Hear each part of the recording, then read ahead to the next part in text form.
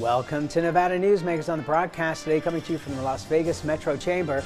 Part one of my interview with Billy Vassiliadis, the CEO of R&R Partners, for the whole show on an all-new Nevada Newsmakers. We opened our first shoot back in 1919, and it's been a wild ride ever since. Come celebrate 100 years of the Reno Rodeo.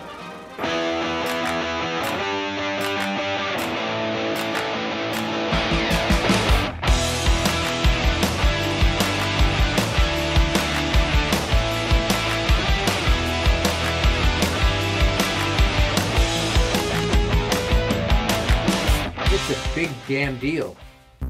Retail's impact on Nevada's economy? Enormous. 8,600 businesses, large and small, employing 145,000 workers. And last fiscal year, retail paid tax on nearly $60 billion in sales. We're the Retail Association of Nevada.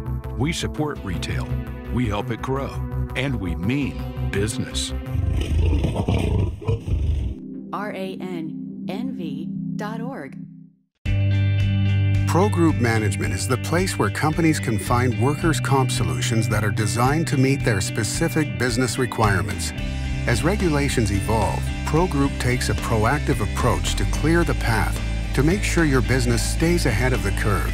Knowing your workers' comp program is optimized, you can focus on other important matters related to your growing business. Pro Group Management, workers' comp that works for you. Safety is the #1 priority for the trucking industry. Over $7 billion a year is spent on technology like this electronic eye that will apply the brakes automatically. But the most important factor for safety is the truck driver. These hardworking men and women who safely move over 70% of our nation's freight and 94% of Nevada's. We thank you because trucks move America forward. This is Nevada Newsmakers with host Sam Shad, a no-holds-barred political forum. Now, from the Nevada Newsmakers broadcast headquarters, here is Sam Shad. And back on Nevada Newsmakers, coming to you from the Las Vegas Metro Chamber, and delighted to welcome back to the program the CEO of R&R Partners, Billy Vassiliadis. Pleasure to have you back on the program. Thanks, Sam. It's nice to be back on the program. All right, so let's start with politics. We're going to keep you here for a couple of shows. Okay. So let's start with politics. All right. So on a national level, it's been interesting to see the candidates trucking through Nevada at this point in time. And one of the toughest things for the Democrats has got to be how well the economy is doing. Because there was a very famous Democrat who said it's the economy, stupid. Yep. How do you fight that? I think the temperament, the immigration issues, healthcare issues, yes, everybody's doing better, is doing well economically, I guess. I mean, there's still some folks that are left behind, wages aren't keeping up, et cetera. But I think generally, if you look at the polling issues, going back to some of the very core basic issues like healthcare, education, the tuition debt, I mean, there are a number of issues that are affecting families, affecting younger people. Healthcare, of course, affects the entire population. And those are issues of great concern. I mean, healthcare continues to poll at or near the top every time the question's asked about concerns. All right, and we're talking big picture here, so I'm not asking to pin you down on any particular candidate. But I mean, for example, Medicare for all. Now, you and I have been paying for Medicare for 40 plus years. We've been paying into that system. I'm definitely drawing the benefits. I'm sure you're much younger than me, so you're getting close. But I can see where we could drop it to maybe 55 and absorb that increasing cost. But Medicare for all, when they looked at it in other states, I mean, the cost was just through the roof, including California. Listen, there's no question that some of these issues, it's almost become a check the box. If you're a Democrat, you got to be for Medicare for all or some sort of universal health care. I think reality sets in. I think some of these candidates are going to have to flush out their positions. They're going to have to explain how something like that gets paid for. And so I'm not, at this point, they're all fighting for some sliver of a Democrat electorate. They don't want to be left behind on a particular issue. They don't want to be eliminated for a particular issue. So I think you're seeing a lot of saying, yeah, me too, I'm with that too, just to get to that next phase and try to break through someplace, whether it's in the first debate, whether it's in the first couple of caucuses. Everybody except Biden is looking for some place to break through right now. And it's interesting. I mean, and let's face it, you know, elections are about getting elected. Governing is about governing. They're two completely different things. Sadly, yeah. But there's an awful lot of pandering going on. In fact, it was impressive over the weekend to read comments from Cory Booker, who wasn't pandering to all these individual groups and saying, we got to do things for everybody. I thought that he jumped out at me because of that. I think Booker, Mayor Pete's been pretty transparent and I think a lot more direct with some of his opinions and stances. Again, I think that if you look at Senator Harris, Senator Warren, some of those that are getting into that top tier, beginning to challenge, they're looking for their channel, they're looking for their place to go, and they can't afford to be eliminated because of healthcare or some other issue right now. This college for everyone, free college for everyone, to me that's crazy. Coming from England, where at age 16 you had to make a decision: am I going into the trades, or am I going to stay in school for another 4 years, or 2 years rather, and take a shot at going to college, because it was not guaranteed at that point? Makes far more sense to me than, well, college for everyone, when I talk to so many kids who go, well, I'm in college, but I'm trying to decide what my major is. I mean, college for everyone for free doesn't make sense to me. No, it doesn't. And I think part of the problem is the way our debates have grown in this country and have devolved in this country. Everything's an either or. Well, it shouldn't be an either or. I mean, we shouldn't have, the debate shouldn't be free tuition versus this ridiculous student debt that's being piled on. Again, I mean, when Mayor Pete at Northwestern University was asked about that, and he said, well, if you think about it, he said about 25–30% of all kids go to college. So you're going to be asking the 70% who don't go to pay for those 30 who will make higher wages and higher income over the course of their lifetime.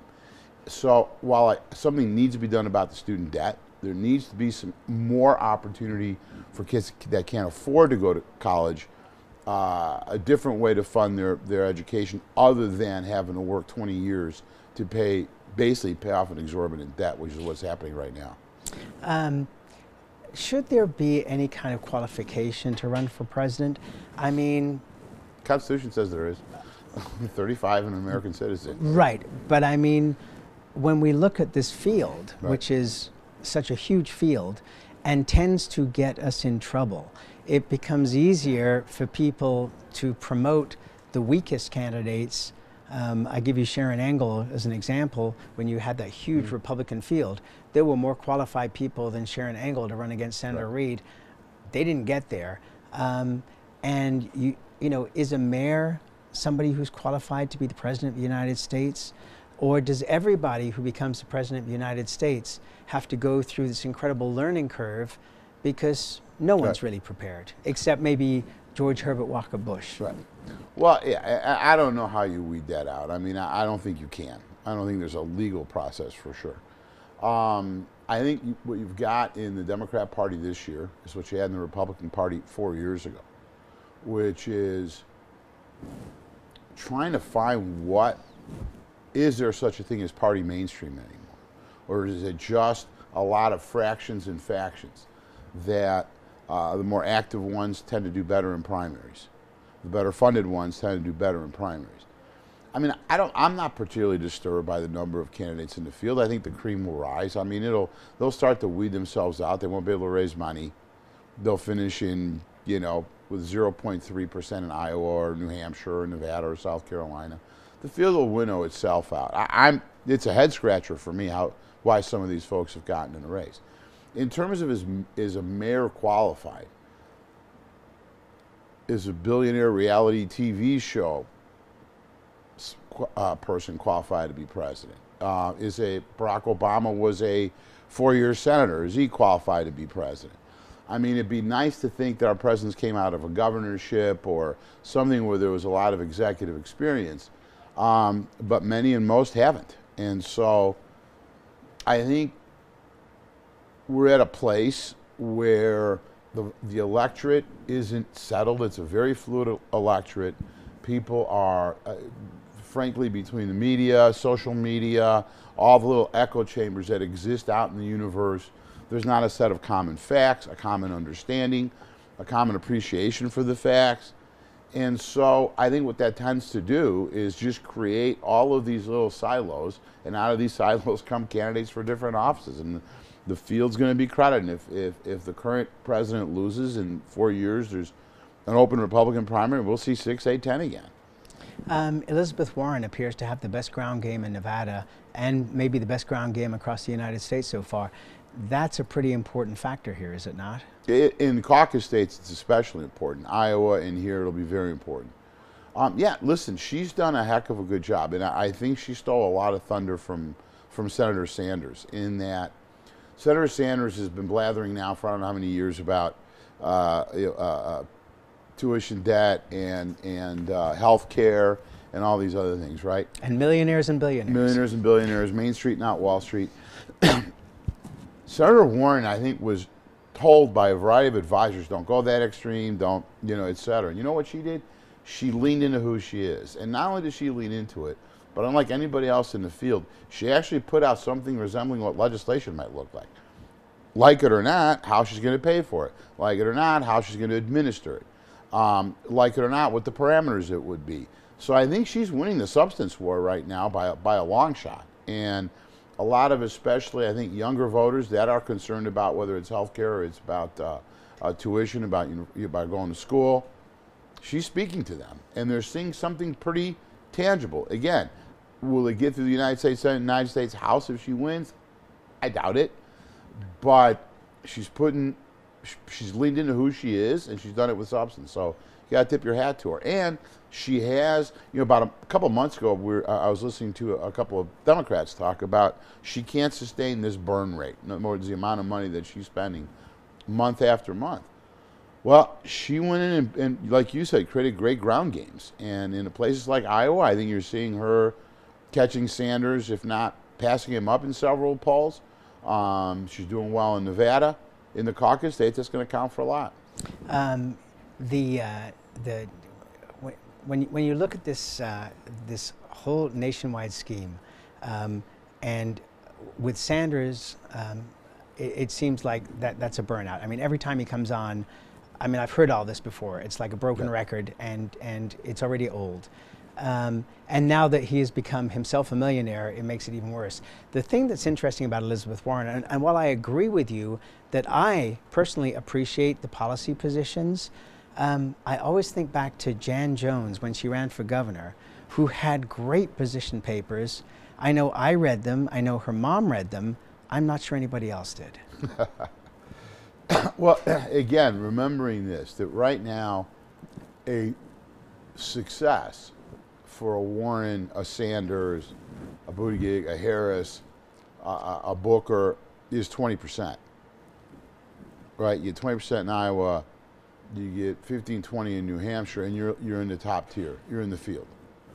And I think that while the depth of her policies and the amount of detail to her policy won't appeal to the masses, to a lot of people that have been looking for answers to, okay, so how are you going to do something about tuition debt? How are you going to do something about health care?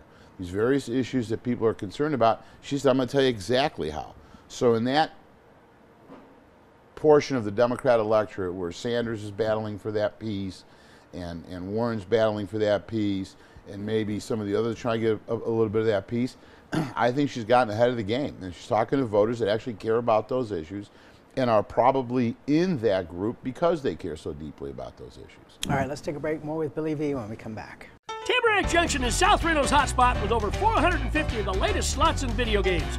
Sully's Sports Bar, the Dining Car Restaurant, William Hill Sportsbook, and the Tamarack Steakhouse and Lounge. We're just north of the Summit Mall in South Virginia. Yeah. Because of UMC, I'm putting my free time to good use. Because of UMC, she keeps me on my toes. Because of UMC and this guy, I'm here. UMC, the highest level of care in Nevada. Hi, I'm Eric Robnett, owner of Home Energy Experts. Has this ever happened to you? Honey, did you remember to turn down the thermostat? Forgetting to set the temperature? Not fun. We can help. Our new smart thermostat keeps the temperature set for your comfort all by itself. I'm feeling hot now.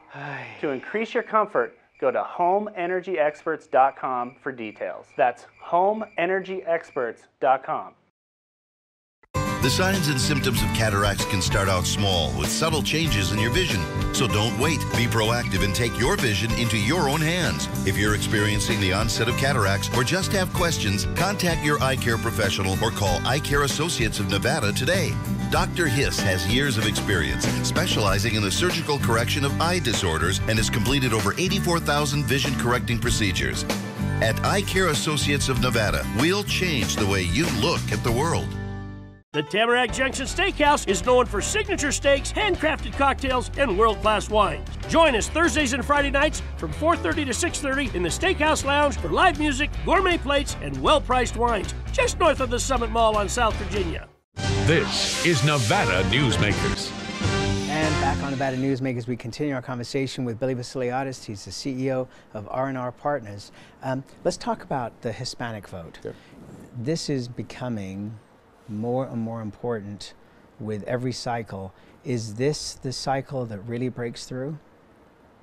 I think there's been steady incremental growth. I don't know what breakthrough looks like. I mean, I don't think there's like a aha moment where it goes to 50% of all the votes cast, but there has been a steady increase. There's been quite a few efforts and resources.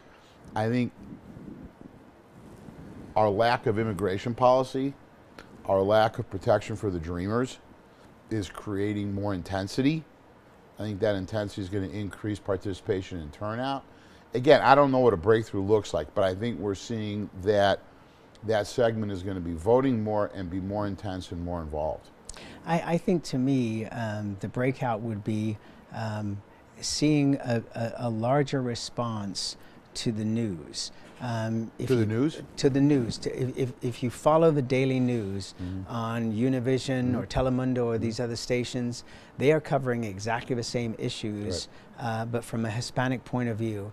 And, you know, do they get to the point where people who are eligible to vote actually go out and vote their conscience in terms of the issues that are out there? I don't know if it's this cycle. I mean, in the cycle that elected President Trump, I was talking to Hispanic families where the wife was voting for Hillary, the husband was voting for Trump, despite all the things that were being said. Well, and if you go back even to 2014, which seems so long ago, there was a red wave, right? And Latino vote didn't come out. The challenge then, and the challenge has not been eliminated since, is they've had a lot of Democrats, Republicans, and candidates promising whether it's help for dreamers, whether it's a path to citizenship, some immigration reform, something to not detain families and their kids at the border, and no one's delivered. I mean, we're talking about George W. Bush in 2004, I guess it was, had a bill which was almost identical to some of the current Democrat bills. And the Republican president couldn't get it through his Republican colleagues.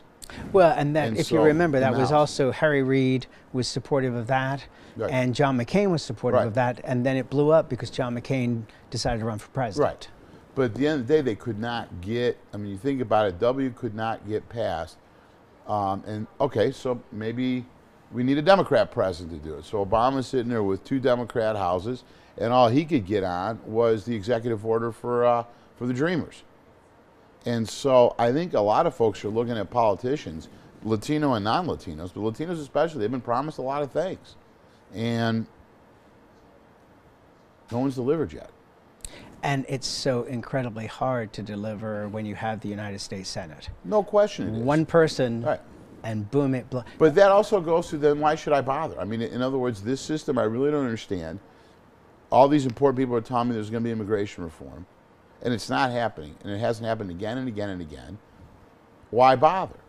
And I think you've got people, particularly, from Central America, et cetera, that have come from countries where they had hope in government for a while and then gave it up, their families, their grandfathers, et cetera. And there's a bit of a cynicism, just like we Americans are now feeling, about will anything ever get done, or is this just sort of permanent hot air from both parties, both sides of the aisle, both houses in the White House? All right, let's take a break on that point and we'll come right back. Dimitri Prine here for Design Outdoor. Come visit Design Outdoor's store and backyard to see our wide selection of fire pits, barbecues, and pizza ovens, natural stone water features and fountains, and frost-proof pottery. Our store and backyard are located at 11600 South Virginia, just north of DeMonte Ranch Parkway. Visit designoutdoor.com or call us at 851-9499. One of the most psychologically damaging things parents can do to children in divorce is disparage one another, which is why I can't believe I even have to make this commercial. Half of your kids' genetics come from this person you're spewing hate about. Your children have the right to love you both, but more than that, they deserve to love themselves. Marilyn York might be a men's rights divorce attorney, but this is for every selfish parent. Shut up!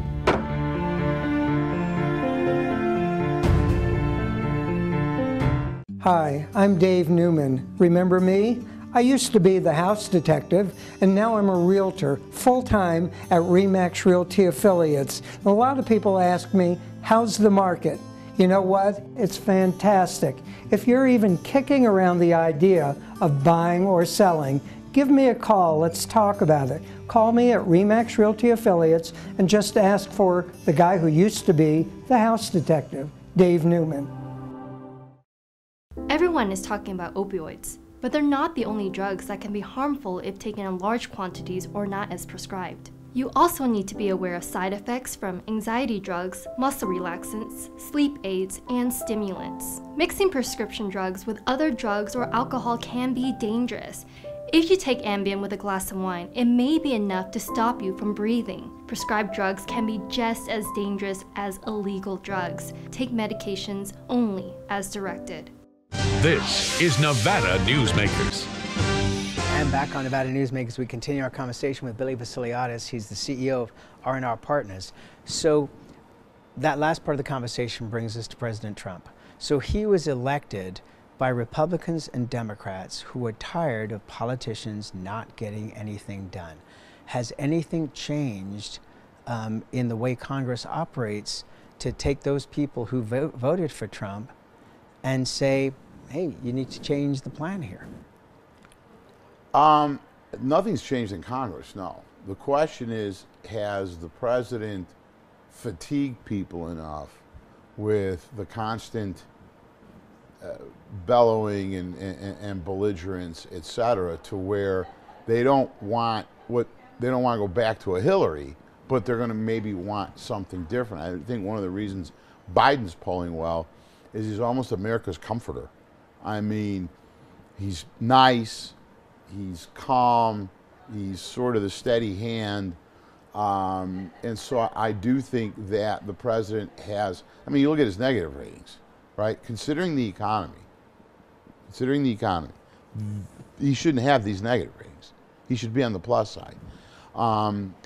Personality politics plays a role, obviously. And I think 4 years ago, honestly, I think Trump went out and said to people in the manufacturing industry, your jobs are going overseas, I'm going to do something about it. Hillary was talking about climate change. Super important issue. But if I've lost my job that my family's had for 50 years, and now I'm bagging groceries, and only for 20 hours a week so I can't get health insurance, let someone else worry about climate change, I need my job back. And so I think he spoke to people in the things they were most concerned about, which is why he won, and I think Hillary didn't, and she also ran a terrible campaign. All right, so at this point, has Trump delivered to his base? Oh, yeah. It would appear that he has. He has delivered to his base. Question is his base big enough? That's the question, right? I mean, and I think that's a question that anybody who's following politics, whether it's Democrat or Republican politics, is scratching their heads over what that base is and what the size is. And here's the argument I would make. Here's the argument I would make why it's still in flux. Look at the growth in nonpartisan registration. Nonpartisan registration is outpacing both major parties. If they were that happy with Trump, or that mad at Trump, or that happy with Biden, or that mad at Biden, they wouldn't be registering nonpartisan. They'd be registering for one party or another. So there is a great frustration. I don't know that a lot of Americans know who to be frustrated with directly. The whole mess.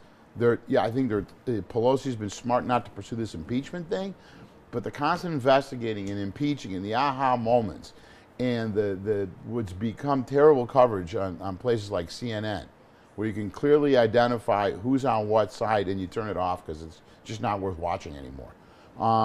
I think is sort of debased our political system to where Americans aren't sure what to do. Nonpartisan is the place they're going because they feel that gives them more flexibility to make a choice. All right, we're going to take a break. We're going to carry on and do another show, and we'll be right back after this. A bird's eye captures its surroundings at different heights. At Brian Culpa Photography, we can make your imagination soar over buildings, parks, cityscapes, and beyond. Brian's images tell the story and get the job done. If you need a new perspective to tell your story, contact Brian today. Brian Culpa Photography. Experience the bird's eye view at brianculpaphotography.com.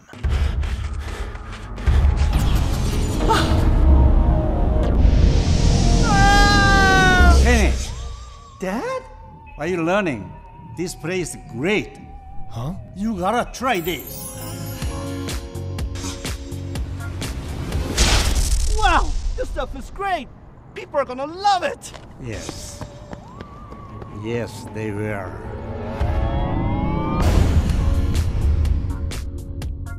St. Ives Florist, for every holiday and every special occasion. For romance. Custom home design. We have the largest selection of fresh flowers in northern Nevada. And we also offer a large selection of unique gift items. Come see me, Lori Ann, at St. Ives Florist, 700 South Wells Avenue, or call me at 333-9190. Pro Group Management specializes in providing industries with the necessary components to satisfy and exceed workers' comp requirements. Every business has unique needs and specific regulations. Pro Group Management stays ahead of the curve, providing up-to-date services to keep your industry in top form.